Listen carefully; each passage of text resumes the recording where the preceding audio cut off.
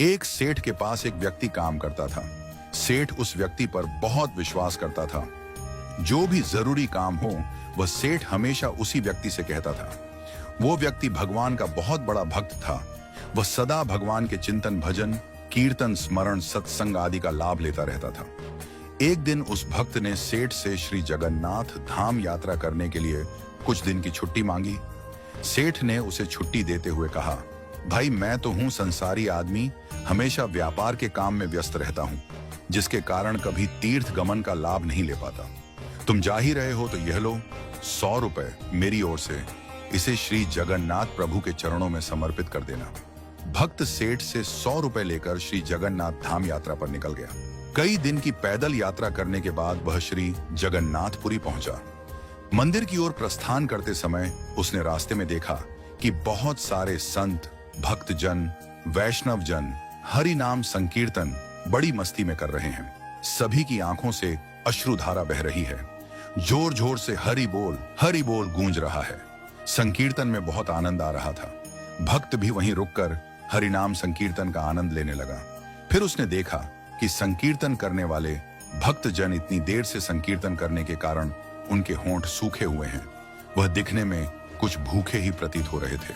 उसने सोचा क्यों ना सेठ के 100 रुपए से इन भक्तों को भोजन करा दूं। उसने उन सभी को उस 100 रुपए में से भोजन की व्यवस्था कर दी।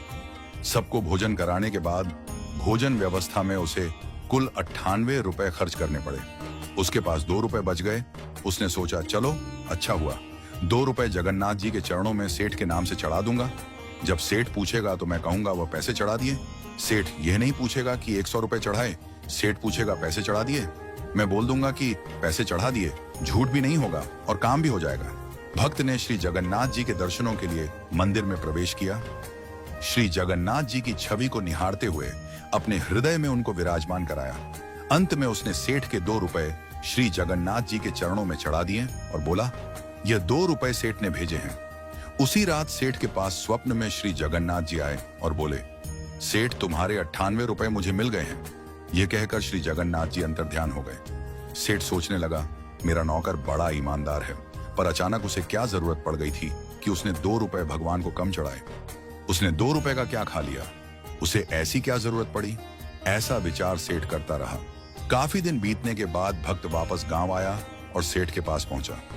सेठ ने कहा कि मेरे पैसे जगन्नाथ जी को चढ़ा दिए।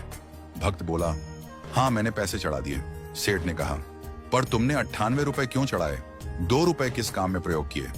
तब भक्त ने सारी बात बताई कि उसने 98 रुपए से संतों को भोजन करा दिया था और ठाकुर जी को सिर्फ 2 रुपए चढ़ाए थे। सेठ बड़ा खुश हुआ। वह भक्त के चरणों में गिर पड़ा और बोला, आप धन्य हो, आपकी वजह से मुझे श्री जगन्नाथ जी के दर्शन यहीं बैठे बैठे हो गए। भगवान को आपके धन की कोई आवश्यकता नहीं है। भगवान को वह 98 रुपए स्वीकार है जो उनके भक्तों की सेवा में खर्च किए गए, और उस 2 रुपए का कोई महत्व नहीं है जो उनके चरणों में नगद चढ़ाए गए।